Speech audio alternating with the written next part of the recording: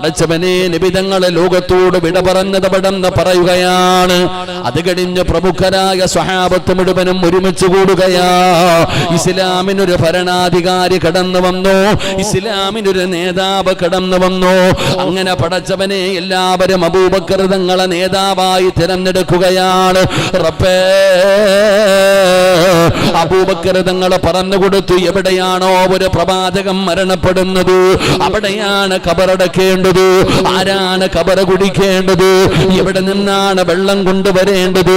പടച്ചവനെ, എല്ലാവരും ഒറ്റയ്ക്കാണ് മയ്യത്ത് നിസ്കരിക്കേണ്ടത്. പ്രവാചകന്റെ എല്ലാ കാര്യങ്ങളും അബൂബക്കർ സിദ്ദീഖ് തങ്ങളെ പറഞ്ഞു കൊടുക്കുകയാ. അങ്ങനെ ബുധനാഴ്ച വൈകുന്നേരത്തോട് അള്ളാഹുവിന്റെ പ്രവാചകന്റെ സറഫാക്കപ്പെട്ട ജനാസയുണ്ടല്ലോ, ആ റൗളയിൽ അവിടുന്ന് ഖബറടക്കുകയാണ്. പടച്ചവനെ, അബൂബക്കർ തങ്ങൾ ഇസ്ലാമിന്റെ ഒന്നാമത്തെ ഖലീഫയായി അവിടുന്ന് ഭരണം നടത്തുകയാണ്. അതാ പടച്ചവനെ, 2 വർഷവും 3 മാസവും അബൂബക്കർ സിദ്ദീഖ് തങ്ങളുടെ ഭരണാധികാരിയായിരുന്നു. അങ്ങനെ ഭരണം നടത്തിക്കൊണ്ടിരിക്കുമ്പോ അബൂബക്കർ സിദ്ദീഖ് തങ്ങൾക്കൊരു കാര്യം മനസ്സിലായി. പടച്ചവനെ, എന്റെ മരണം അടുത്തിരിക്കുന്നു അല്ലാ. അബൂബക്കർ സിദ്ദീഖ് തങ്ങളുടെ മരണമടുത്തെന്ന് മനസ്സിലാവുകയാ. അവിടുന്ന് ടെൻഷനായി. എന്തിനാണ് ടെൻഷൻ എന്നറിയോ? അല്ലാഹുവേ, ഞാൻ മരിച്ചു കഴിഞ്ഞാൽ രണ്ടാമതൊരു ഖലീഫ വേണമല്ലോ, ഇസ്ലാമിനൊരു നേതാവ് വേണമല്ലോ. അങ്ങനെ നേതാവിനെ തിരഞ്ഞെടുത്തില്ലെങ്കിൽ നബി തങ്ങളുടെ ജനാസ വെച്ചതുപോലെ എന്റെ ജനാസയും വെക്കുമല്ലോ. അതുകൊണ്ട് പടച്ചവനെ, മരിക്കുന്നതിന് മുമ്പ് അടുത്ത ഖലീഫയെ തിരഞ്ഞെടുക്കണം. അങ്ങനെ അബൂബക്കർ സിദ്ദീഖ് തങ്ങൾ തീരുമാനിച്ചു. ആരുടെ പേരാണ് ഓർമ്മ വരുന്നതെന്നറിയോ? സയ്യിദുനാ ഉമർ ഇബ്നുൽ ഖത്താബ്. ഉമർ ഇബ്നുൽ ഖത്താബ് റളിയല്ലാഹു തആല അൻഹുവിന്റെ പേര് ഓർമ്മ വരികയാ.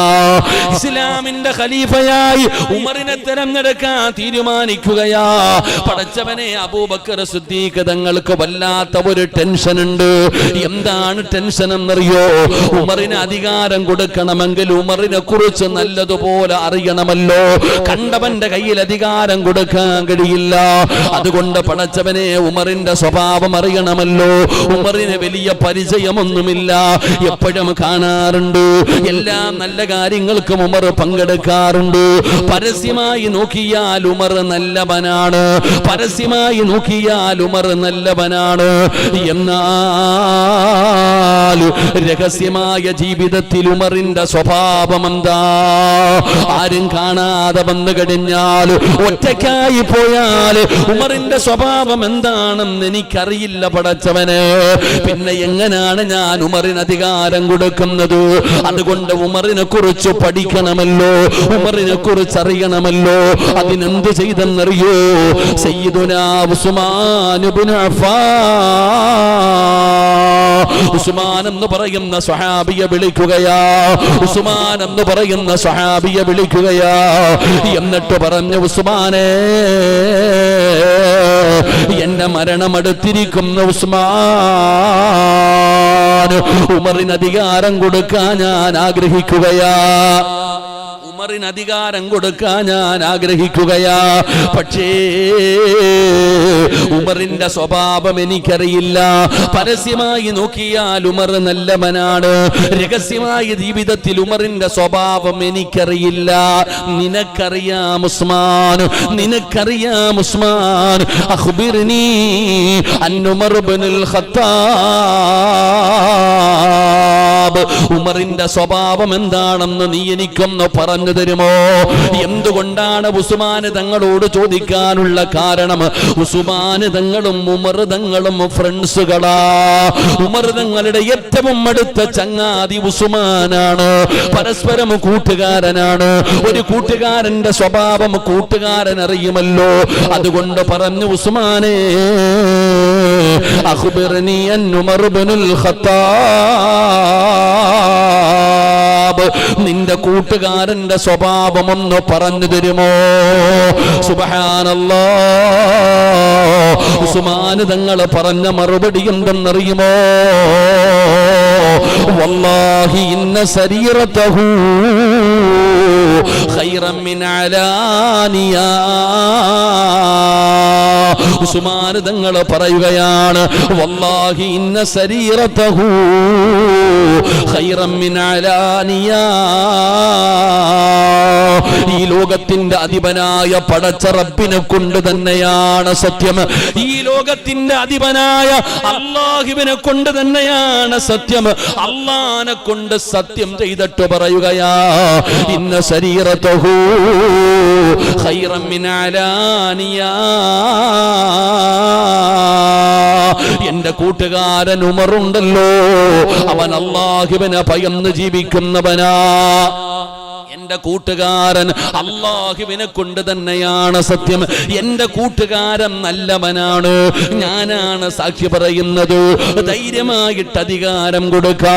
ഉമർ തങ്ങളെ കുറിച്ച് ഉസ്മാൻ തങ്ങളെ പടന്ന് സാക്ഷി പറയുമ്പോ ഈ വാഴ കേൾക്കാമെന്നിരിക്കുന്ന മുസ്ലിമേ, നീ മരിച്ചു കഴിഞ്ഞാൽ നീ നല്ലവനാണെന്ന് പറയേണ്ട ഒന്നാമത്തെ ആള് നാട്ടുകാരല്ല, കുടുംബക്കാരല്ല, നിന്റെ കൂടെ നടക്കുന്ന നിന്റെ കൂട്ടുകാരനാ.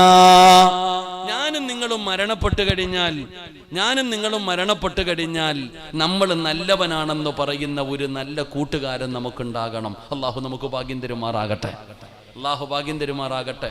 നമ്മുടെ ചങ്ങാതി പറയുവോ നമ്മൾ നല്ലവനാണെന്ന്? നിന്റെ കൂടെ നടക്കുന്ന ആമിന പറയോ നീ നല്ലവളാണെന്ന്? ഉസ്താദെ എന്റെ ചങ്ക ഉസ്താദെ, ഇവൾ എന്റെ ചങ്ങാതിയാ പറയാറില്ലേ? ചങ്കാണെന്ന് പറയുന്ന നിന്റെ കൂട്ടുകാരനുമായിട്ട് നീ ഒന്ന് പിണങ്ങി നോക്കിക്കേ. നിന്റെ ഏറ്റവും അടുത്ത ഫ്രണ്ട്, ഇന്നുവരെ നിന്നെ കുറിച്ച് നല്ലത് പറഞ്ഞുകൊണ്ട് നടന്ന നിന്റെ ചങ്ങാതിയുമായിട്ട് നീ ഒന്ന് പിണങ്ങി നോക്കിക്കേ. നടു റോഡിൽ ഇറങ്ങി നിന്നിട്ട് നിന്റെ കഥ മുഴുവനും അവൻ വിളിച്ചു പറയും. അള്ളാഹു നമ്മളെ കാത്തിരക്ഷിക്കുമാറാകട്ടെ. എടോ, ഇതാണ് നമ്മുടെ കൂട്ടുകാരൻ. നമ്മുടെ കൂട്ടുകാരെന്ന് പറഞ്ഞാൽ അങ്ങനെയുള്ളവരാ.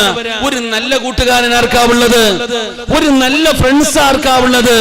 എന്റെ പ്രിയപ്പെട്ട സഹോദരങ്ങളെ, അള്ളാഹുവിനെ കുറിച്ച് ഓർമ്മപ്പെടുത്തുന്ന ജീവിതത്തിൽ ഒരിക്കലെങ്കിലും പാപ്പ നിന്റെ കൂട്ടുകാരൻ നിന്നോട് ചോദിച്ചിട്ടുണ്ടോ നീ തഹജ്ജുദ് നിസ്കരിച്ചിട്ടുണ്ടോ എന്ന്? ജീവിതത്തിൽ ഒരിക്കലെങ്കിലും ഏതെങ്കിലും ഒരു കൂട്ടുകാരി ചോദിച്ചിട്ടുണ്ടോ നീ സുന്നത്ത് നോമ്പ് പിടിച്ചില്ലല്ലോടി, അല്ലെങ്കിൽ നീ ഖുർആൻ ഓതിയോ, നീ എന്തെങ്കിലും ഒരു നന്മ ചെയ്തോ? അങ്ങനെ ചോദിക്കുന്ന ഒരു ചങ്ങാതി നമുക്കുണ്ടോ?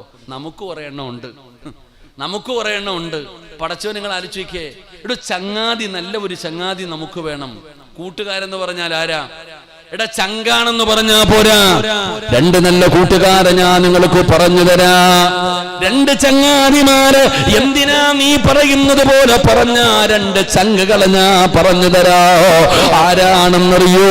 ഉഹദ് യുദ്ധം നടക്കുന്നതിന്റെ തലേ ദിവസമുണ്ടല്ലോ, മഹാനായ അബ്ദുല്ലാഹ് ഇബ്നു ജഹ്ശ് റളിയല്ലാഹു തആല അൻഹു ആ സ്വഹാബിതന്റെ വീട്ടിൽ നിന്ന് പുറത്തിറങ്ങുകയാണ്.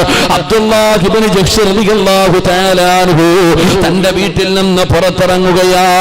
നേരെ തന്റെ കൂട്ടുകാരനായ സഅദ് ഇബ്നു അബീ വഖാസ് റളിയല്ലാഹു തആല അൻഹു, സഅദ് ഇബ്നു അബീ വഖാസ് എന്ന് പറയുന്ന തന്റെ ചങ്ങാതിയുടെ വീട്ടിലേക്ക് രാത്രിയിൽ കടന്നു ചെല്ലുകയാണ്. ഇറങ്ങി വാടാ സഅദ്, ഗാനമേള കേൾക്കാനല്ല, പൂരപ്പറമ്പില് പോകാനല്ല, കാമുകിയുടെ വീട്ടിൽ കാവല് വരാനല്ല. പടച്ചവനെ, സഅദ് ഇബ്നു അബീ വഖാസ് എന്ന് പറയുന്ന തന്റെ കൂട്ടുകാരനെ വീട്ടിൽ നിന്ന് വിളിച്ചിറക്കുകയാ. ഉളുവെടുക്കടാ സഅദ്, സഅദ് റളിയല്ലാഹു തആല അൻഹു ഉളുവെടുക്കുകയാണ്. എന്നിട്ട് രണ്ട് ഫ്രണ്ട്സുകളും കൂടെ ആരാരുമില്ലാത്ത ഒരു ഭാഗത്തേക്ക് കടന്നു ചെന്നു. മുസല്ല വിരിക്കുകയാണ്. 2 റക്അത്ത് നമസ്കരിക്കുകയാണ്. നമസ്കാരം കഴിഞ്ഞപ്പോ അബ്ദുല്ലാഹ് ഇബ്നു ജഹ്ശ് തങ്ങളെ പറഞ്ഞു, സഅദ് നാളെ ഉഹദിന്റെ രണാങ്കണത്തിലേക്ക് പോവുകയാണ്. ഇനി പരസ്പരം കാണുമോ എന്നറിയില്ല, ഇനി പരസ്പരം കാണാൻ പറ്റുമോ എന്നറിയില്ല. നമ്മുടെ ജീവിതത്തിൽ അവസാനത്തെ രാത്രിയാ. അതുകൊണ്ട് പടച്ചവനെ, നിനക്കെന്താണോ വേണ്ടത് നീ അല്ലാഹുവിനോട് ദുആ ചെയ്യൂ. കൂട്ടുകാരനായ ഞാൻ ആമീൻ പറയാ. എനിക്ക് വേണ്ടത് ഞാൻ ദുആ ചെയ്യാ. ആത്മാർത്ഥമായിട്ട് നീ ആമീൻ പറയണേ. രണ്ടുപേരും കൂടെ തീരുമാനിച്ചു, സഅദ് ഇബ്നു അബീ വഖാസിനോട് പറഞ്ഞു ദുആ ചെയ്യാൻ. സഅദ് ഇബ്നു അബീ വഖാസ് റളിയല്ലാഹു തആല അൻഹു അല്ലാഹുവിനോട് ദുആ ചെയ്യുന്നു, റബ്ബേ നാളെ നേരം വെളുത്തു കഴിഞ്ഞ ഉഹദിന്റെ രണാങ്കണത്തിലേക്ക് പോവുകയാണ്. എന്റെ ആഗ്രഹം എന്തെന്നറിയോ? അല്ലാഹുവേ, എന്നെക്കാളും ആരോഗ്യമുള്ള ഒരു യോദ്ധാവിനെ എനിക്ക് എതിരാളിയായി തരണേ അല്ലാ. ഒരു യോദ്ധാവിനെ വേണം, ഒരു നേതാവിനെ വേണം എനിക്ക് എതിരാളിയായി തരേണ്ടത്. എനിക്കവനെ പരാജയപ്പെടുത്തണം തമ്പുരാന്, എനിക്കവനെ പരാജയപ്പെടുത്തണം തമ്പുരാന്. ഉഹദിന്റെ രണാങ്കണത്തിൽ നിന്ന് ജീവനോടെ എന്നെ നീ മടക്കണേ അല്ലാ. സഅദ് ഇബ്നു അബീ വഖാസ് തങ്ങൾ ദുആ ചെയ്യുകയാണ്. അബ്ദുല്ലാഹ് ഇബ്നു ജഹ്ശ് എന്ന് പറയുന്ന കൂട്ടുകാരൻ ആമീൻ പറയുകയാ. ദുആ ചെയ്തു കഴിഞ്ഞപ്പോ ഇനി നീ ദുആ ചെയ്യടാ. പടച്ചവനെ, അബ്ദുല്ലാഹ് ഇബ്നു ജഹ്ശ് റളിയല്ലാഹു തആല അൻഹു പടച്ച റബ്ബിന്റെ ദർബാറിലേക്ക് തന്റെ കരങ്ങൾ ഉയർത്തിയിട്ട് അല്ലാഹുവോട് പറഞ്ഞു, അല്ലാ നാളെ രണാങ്കണത്തിലേക്ക് കടന്നു ചെല്ലുമ്പോ, നാളെ രണാങ്കണത്തിലേക്ക് കടന്നു ചെല്ലുമ്പോ എന്നെക്കാളും ആരോഗ്യമുള്ള, എന്നെക്കാളും യോദ്ധാവായ, കരുണയില്ലാത്ത ഒരു എതിരാളി എനിക്ക് തരണേ അല്ലാ. അവന് കരുണയില്ലാത്തവനാകണം തമ്പുരാന്. അവൻ എന്റെ രണ്ട് കൈയും വെട്ടി മുറിക്കണേ പടച്ചവന്, എന്റെ കാല് മുറിക്കണേ പടച്ചവന്, എന്റെ ചെവി മുറിക്കണേ പടച്ചവന്, എന്റെ മൂക്ക് മുറിച്ചു മാറ്റണേ തമ്പുരാന്, എന്റെ ശരീരം മുഴുവനും തുണ്ടം തുണ്ടമായി വെട്ടി മുറുക്കണേ പടച്ചവന്. എന്നെ ജീവനോടെ മടക്കല്ലേ അല്ലാ. എന്റെ ചെവി മുറിച്ചെടുത്തിട്ട് അവനാരണാങ്കണത്തിൽ കെട്ടി തൂക്കണേ അല്ലാ. അബ്ദുല്ലാഹ് ഇബ്നു ജഹ്ശ് തങ്ങൾ ദുആ ചെയ്യുകയാണ്. രണ്ടുപേരും അവിടെ നിന്ന് സലാം പറഞ്ഞ് പിരിയുകയാണ്. അവസാനം എന്റെ പ്രിയപ്പെട്ട ചെറുപ്പക്കാരാ, ഉഹദിന്റെ രണാങ്കണത്തിൽ യുദ്ധം കഴിഞ്ഞു. സഅദ് ഇബ്നു അബീ വഖാസ് പറയുന്നു, അൽഹംദുലില്ലാഹ്, എന്റെ ദുആ സ്വീകരിച്ചല്ലോ. അവിടെന്ന് ചോദിച്ചതുപോലെ ഒരു യോദ്ധാവിനെയാണ് സഅദ് ഇബ്നു അബീ വഖാസ് തങ്ങൾ അവിടെന്ന് പരാജയപ്പെടുത്തിയത്. തനിക്ക് ജീവനോടെ തിരിച്ചു പോകാനുള്ള അവസരമുണ്ടായി. എന്റെ ദുആ സ്വീകരിച്ചല്ലോ. ഇനി അറിയേണ്ടത് ചങ്കിനെ കുറിച്ചാണ്, തന്റെ കൂട്ടുകാരന്റെ ദുആയെ കുറിച്ചാണ്. സഅദ് ഇബ്നു അബീ വഖാസ് റളിയല്ലാഹു തആല അൻഹു അധാരണാങ്കണത്തിലൂടെ ഓടിച്ചെല്ലുമ്പോ സുബ്ഹാനല്ലാഹ്, മരണത്തോട് മല്ലടിച്ചുകൊണ്ട് കിടക്കുകയാ. രണ്ട് കയ്യും കാണാനില്ല, രണ്ട് കാലും കാണാനില്ല. സഅദ് ഇബ്നു അബീ വഖാസ് തങ്ങൾ നോക്കുമ്പോ മൂക്ക് മുറിച്ചെടുത്തിട്ടുണ്ട്, ശരീരം മുഴുവനും വെട്ടി നുറുക്കിയിരിക്കുകയാണ്. തന്റെ ചെവിയാണെങ്കിൽ ഇങ്ങനെ കെട്ടി തൂക്കിയിട്ടിരിക്കുകയാണ്. റബ്ബേ, എടാ സഅദ്, നാളെ പടച്ച റബ്ബിന്റെ മുമ്പിൽ ചെല്ലുമ്പോ എനിക്ക് അല്ലാഹുവോട് പറയാം, എന്റെ കൈ കൊടുത്തെന്ന്, എന്റെ കാല് കൊടുത്തെന്ന്, എന്റെ ചെവി കൊടുത്തെന്ന്, എന്റെ മൂക്ക് കൊടുത്തെന്ന്, എന്റെ ജീവിതം കൊടുത്തെന്ന് എനിക്ക് അല്ലാഹുവോട് പറയാമല്ലോ. നീയാണടാ സാക്ഷി. സഅദേ പറയണേ സഅദേ, അല്ലാഹുവിനോട് എന്നെ കുറിച്ച് നല്ലത് പറയണേ സഅദേ. ഞാൻ ഇത് ചെയ്തത് സത്യമാണെന്ന് നീ അല്ലാഹുവോട് പറയണേ. എന്റെ പ്രിയപ്പെട്ടവരെ, കൂട്ടുകാരെന്ന് പറഞ്ഞാൽ ഇതാണ്. സഅദ് ഇബ്നു അബീ വഖാസിനോട് പറയുകയാണ്, നീ അല്ലാഹുവോട് പറയണം, ഞാൻ നല്ലവനാണെന്ന്. എനിക്ക് നീ സ്വർഗം വാങ്ങിത്തരണേ, എനിക്ക് വേണ്ടി സാക്ഷി പറയണേ. സഅദ് ഇബ്നു അബീ വഖാസ് തങ്ങളോട് പറഞ്ഞെന്ന് ചരിത്രം പറയുമ്പോ ഇത് തന്നെയാ അല്ലാഹുവും പറഞ്ഞത്. വകദാലിക ജഅൽനാകും ഉമ്മതൻ വസതൻ ലിതകൂനൂ ശുഹദാ അലന്നാസ്.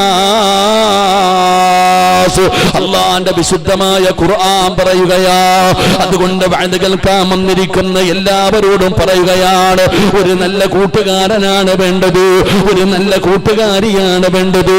അല്ലാഹുവിനെ കുറിച്ച് പറഞ്ഞു തരുന്ന, അല്ലാഹുവിനെ കുറിച്ച് ഓർമ്മപ്പെടുത്തുന്ന, നാളെ പടച്ച റബ്ബിന്റെ മുമ്പിൽ നീ നല്ലവളാണെന്ന് സാക്ഷി പറയുന്ന, നാളെ അള്ളാഹുടെ മുമ്പിൽ നീ നല്ലവനാണെന്ന് സാക്ഷി പറയുന്ന ഒരു നല്ല കൂട്ടുകാരൻ നമുക്ക് വേണം. അള്ളാഹു നമുക്ക് ഭാഗ്യം തരുമാറാകട്ടെ. എടോ കൂട്ടുകാരൻ, ചങ്ങാതി നന്നായ കണ്ണാടി വേണ്ട, നല്ല കാര്യം തന്നെ, ചങ്ങാതി നന്നാകണം. എടോ നമ്മളെ വീടി വലിക്കാൻ പഠിപ്പിച്ചാരാ? നിങ്ങൾ ആരും ഉമ്മാടെ ഗർഭാശയത്തിൽ നിന്ന് പുറത്തു വന്നപ്പോൾ കട്ടൻ പിടിയും വലിച്ചുകൊണ്ട് വന്ന ആളല്ലോ. പഠിപ്പിച്ചാരാ? ചങ്ങാതി പറഞ്ഞു ഒന്ന് വലിച്ചു നോക്കടാ. ഇന്ന് കഞ്ചാവ് വരെ എത്തിച്ചില്ലേ അവൻ.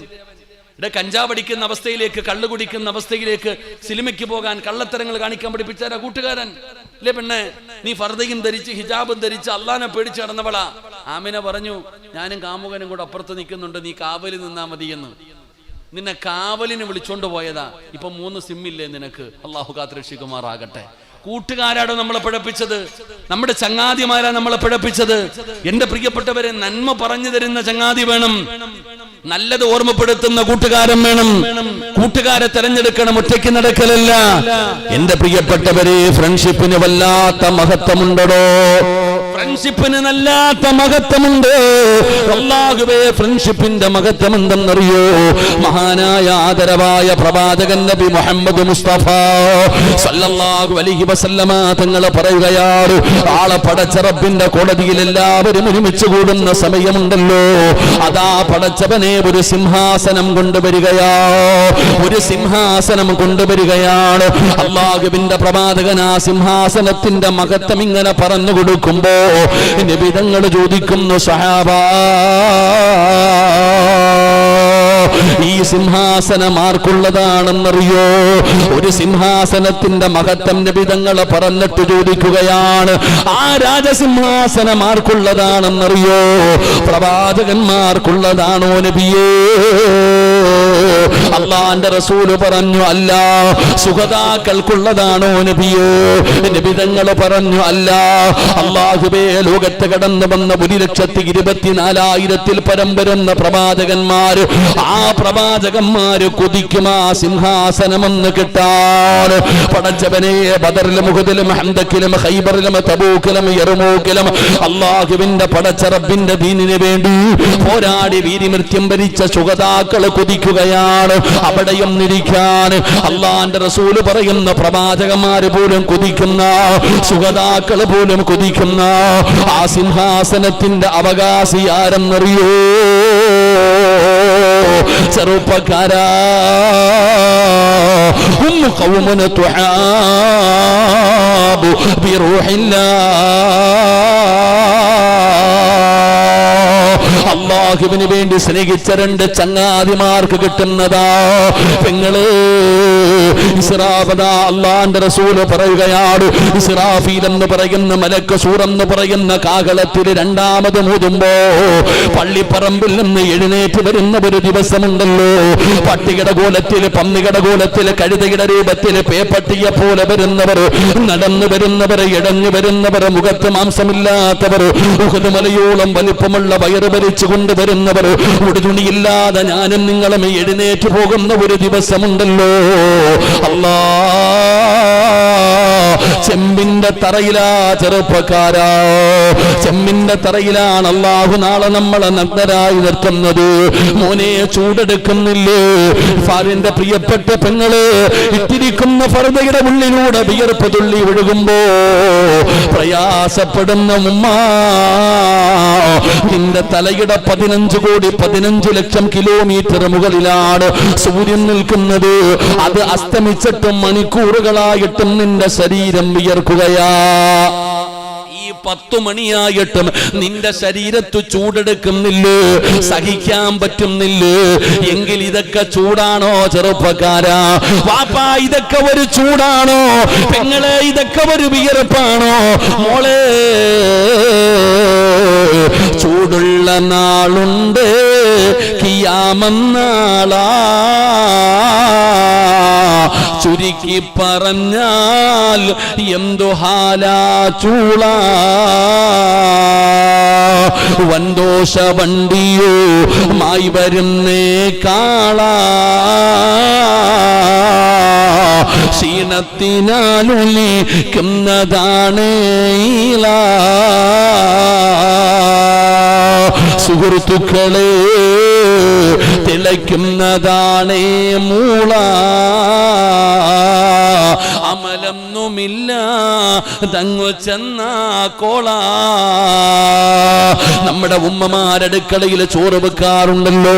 ആ കലത്തിനകത്ത് കിടന്ന് ചോറിങ്ങനെ തിളച്ചിട്ട് കലത്തിന്റെ മുകളിലൂടെ പുറത്തേക്ക് വരുന്നത് കാണാറുണ്ടല്ലോ. പെങ്ങളെ, നിന്റെയൊക്കെ തലയോട്ടിക്കകത്ത് കിടക്കുന്ന തലച്ചോറുണ്ടല്ലോ, അത് തിളച്ചിട്ട് മുഖത്തുകൂടെ ഒഴുകുന്ന ദിവസമാണ് മസറ. ഒരു ചാണ് മുകളിലാണ്, നമ്മുടെ തലയുടെ ഒരു ചാണ് മുകളിലാണ് ഈ 15,15,00,000 കിലോമീറ്റർ മുകളിൽ നിൽക്കുന്ന ഈ സൂര്യനെ അല്ലാഹു അങ്ങ് താഴ്ത്തുകയാണ്. അന്ന് അല്ലാഹുവേ, പടച്ച റബ്ബിന്റെ സിംഹാസനത്തിന്റെ താഴെ ഒരു സ്റ്റേജ് കാണാ, മനോഹരമായ ഒരു സ്റ്റേജ് കാണാ. അതല്ലാതെ വേറെ ഒരു തണലില്ല, അവിടെ അല്ലാതെ വേറൊരു തണലില്ല. 7 വിഭാഗം വിഐപികൾക്കാണ് അന്ന് ആ കാണുന്ന സ്റ്റേജിൽ സ്ഥാനമുള്ളത്. ആ 7 വിഭാഗത്തിൽ ഒരു വിഭാഗം ആരെന്നറിയോ? ചെറുപ്പക്കാരാ, അല്ലാഹുവിന് വേണ്ടി പരസ്പരം സ്നേഹിച്ച 2 കൂട്ടുകാർക്ക് അല്ലാഹു അർശിന്റെ താഴെ സ്ഥാനം കൊടുക്കുമെന്ന് ആദരവായ പ്രവാചകൻ നബി മുഹമ്മദ് മുസ്തഫ. എന്റെ പ്രിയപ്പെട്ട സഹോദരങ്ങളെ, നാളെ അല്ലാഹുവിന്റെ അർശിന്റെ താഴെ ഒരു സിംഹാസനമുണ്ട്. ആ സിംഹാസനത്തിൽ ഇരിപ്പിടമുള്ളത് അള്ളാഹുവിന് വേണ്ടി സ്നേഹിച്ച 2 കൂട്ടുകാർ. അള്ളാഹു നമുക്ക് ഈമാൻ നൽകുമാറാകട്ടെ. പണത്തിന് വേണ്ടിയല്ല, അധികാരത്തിന് വേണ്ടിയല്ല, നേട്ടങ്ങൾക്ക് വേണ്ടിയല്ല, അള്ളാഹുവിന് വേണ്ടിയാകണം. കാണുമ്പോൾ ചോദിക്കണം, പള്ളി കണ്ടില്ലല്ലോ, നിസ്കരിച്ചില്ലല്ലോ, ഇന്ന് ഖുർആൻ ഓതിയോ, ദിക്റുകൾ ചെയ്തോ, ചോദിക്കുന്ന കൂട്ടുകാർ. അങ്ങനെയുള്ള ഫ്രണ്ട്സുകളാണ് നമുക്ക് വേണ്ടത്. അപ്പൊ എന്റെ പ്രിയപ്പെട്ടവരെ, സ്വർഗം വേണോ? ഞാൻ പറയുന്ന ഒരാളെ സ്നേഹിച്ച നിങ്ങൾക്ക് സ്വർഗത്തിൽ പോകാം. അള്ളാഹു ഭാഗ്യം തരുമാറാകട്ടെ. സ്നേഹിക്കോ? പൈസ ചെലവൊന്നും ഇല്ലല്ലോ. പൈസ ചെലവുണ്ടോ? വല്ലവളുമാരെ സ്നേഹിച്ചാൽ തേച്ചിട്ട് പോകും. വെറുതെ സമയം കളയണ്ട. ഞാൻ പറയുന്ന ആളെ സ്നേഹിച്ചാൽ തന്നെ സ്വർഗത്തിൽ പോകാം. സ്നേഹിക്കോ? ഇൻഷാ അല്ലാഹ് ഉറക്കെ പറ. ഖുർആനിലെ ഒരു സൂറത്തിനെ സ്നേഹിച്ചാൽ മതി. എന്തിനെ സ്നേഹിച്ചാൽ മതി? അള്ളാന്റെ വിശുദ്ധമായ ഖുർആനിലെ ഒരു സൂറത്തിനെ സ്നേഹിച്ചാൽ തന്നെ സ്വർഗത്തിൽ പോകാം. അള്ളാഹു ഭാഗ്യം തരുമാറാകട്ടെ. സ്നേഹിക്കോ? ഇത്തിരി കൂടെ ഉഷാറായി. സ്നേഹിക്കോ? ഖുർആനിൽ എത്ര സൂറത്തുണ്ട്? 114. എത്ര സൂറത്ത്? 112ാമത്തെ സൂറത്ത് ഏതാ? 114ാമത്തെ സൂറത്ത് ഏതാ? ഖുൽ അഊദു ബിറബ്ബിൻ നാസ്. 13ാമത്തെ ഏതാ? ഖുൽ അഊദു ബിറബ്ബിൽ ഫലക്. 12ാമത്തെ ഏതാ? ഓത്. ബിസ്മില്ലാഹിർ റഹ്മാനിർ റഹീം. ഖുൽ ഹുവല്ലാഹു അഹദ് അല്ലാഹുസ് സമദ് ലം യലിദ് വലം യൂലദ് വലം യകുൽ ലഹു കുഫുവൻ അഹദ്. ഓതാൻ അറിയാത്ത ആരെങ്കിലും ഉണ്ടോ? കൊച്ചു കുട്ടികൾക്ക് വരെ അറിയാം. ഈ സൂറത്തിനെ സ്നേഹിക്ക്, സ്വർഗത്തിൽ പോകാം. അല്ലാഹു ഭാഗ്യം തരുമാറാകട്ടെ. നബി തങ്ങളുടെ മുമ്പിൽ കുറച്ച് സഹാബികൾ വന്നിട്ട് പറഞ്ഞു, നബിയെ, ഞങ്ങളുടെ ഉസ്താദ്, ഞങ്ങളുടെ അമീർ എപ്പോൾ നിസ്കരിക്കുമ്പോഴും ഖുൽ ഹുവല്ലയാ ഓതുന്നേന്ന്. എപ്പോൾ നിസ്കരിച്ചാലും ഇഖ്ലാസ് ഓതുന്നു, വലിയ സൂറത്ത് ഓതുന്നു. നമ്മളാണെങ്കിൽ ഉസ്താദ് ഖത്ത ഓതുന്ന പറയാ. ഏറ്റവും ചെറിയ സൂറത്ത് ഓതുന്ന പള്ളി നോക്കുന്ന ആൾക്കാരാ നമ്മള്. അപ്പൊ നബിതങ്ങൾ ഈ സഹാബിയെ കണ്ടപ്പോൾ ചോദിച്ചു, നിനക്കെതിരെ ഒരു പരാതി വന്നിട്ടുണ്ട്, നീ എന്തിനാ എപ്പോഴും ഇഖ്ലാസ് ഓതുന്നേ? ആ സഹാബി പറഞ്ഞു, എനിക്ക് ആ സൂറത്ത് വല്ലാത്ത ഇഷ്ടമാ നബിയെ. എന്തേ, വേറെ സൂറത്തൊന്നും ഇല്ലേ? 114 ഉണ്ടല്ലോ, എന്തേ അതിനോട് മാത്രം ഇത്ര സ്നേഹം? അള്ളാഹയെ കുറിച്ച് പറയുന്ന സൂറത്ത്, തൗഹീദിനെ കുറിച്ച് പറയുന്ന സൂറത്ത്, ഖുൽ ഹുവല്ലാഹു അഹദ് അല്ലാഹുസ് സമദ്, അള്ളാഹയെ കുറിച്ച് പറയുന്ന സൂറത്ത്. അതുകൊണ്ടാണ് നബിയെ നബിതങ്ങൾ പറഞ്ഞു ഓതിക്കൊള്ളാൻ. ആ സഹാബി പോയപ്പോ കൂടെ നിന്നവരോട് പറഞ്ഞു, ആ മനുഷ്യൻ സ്വർഗത്തിലാണെന്ന് നബി മുഹമ്മദ് മുസ്തഫ. അപ്പൊ സ്നേഹിക്കോ? സ്നേഹിച്ചൂടെ? ഈ നാട്ടിക ജംഗ്ഷനിൽ 5 സെന്റ് സ്ഥലമുണ്ട്, വെറുതെ കിടക്ക, ബിൽഡിംഗ് ഒന്നുമില്ല. അങ്ങനെ ഉണ്ടെന്ന് പറഞ്ഞിട്ട് വല്ല കാര്യമുണ്ടോ? ഇല്ല. അവിടെ ഒരു ബിൽഡിംഗ് ഉണ്ടെങ്കിലോ ഫായിദയുണ്ട്. അപ്പൊ സ്വർഗത്തിൽ സ്ഥലമുണ്ടെന്ന് പറഞ്ഞിട്ട് കാര്യമില്ല, സ്വർഗത്തിൽ ഒരു വീട് കൂടെ വേണം. അല്ലാഹു ഭാഗ്യം തരുമാറാകട്ടെ. വീട് വേണോ? വേണം. അപ്പൊ വീട് പണി തുടങ്ങിക്കൂടെ? നബിതങ്ങൾ പറയുന്നു, മൻ ഖറഅ ഖുൽ ഹുവല്ലാഹു അഹദ് ഹത്താ യഖ്തിമഹാ 10 മറ ബനല്ലാഹു ലഹു ഖസ്റൻ ഫിൽ ജന്ന. ആരെങ്കിലും 10 പ്രാവശ്യം ഈ സൂറത്ത് പാരായണം ചെയ്താൽ അവന് സ്വർഗത്തിൽ ഒരു വീട് പണിയുമെന്ന് നബിയിനാ റസൂലുള്ളാഹി. എത്ര വട്ടം ഓതിയ? 10 പ്രാവശ്യം ഈ സൂറത്ത് ഓതിയ എന്ത് കിട്ടും? എന്ത് കിട്ടും? സ്വർഗത്തിലൊരു വീട് കിട്ടും. അള്ളാഹു ഭാഗ്യം തരുമാറാകട്ടെ. അപ്പൊ വീട് പണി തുടങ്ങാം. നിന്റെ വീടിനെ കുറ്റിയടിക്കാൻ പറ്റിയില്ല, സ്വർഗത്തിലെ വീട്ടിലെങ്കിലും നമുക്ക് കുറ്റിയടിച്ചുകൂടെ?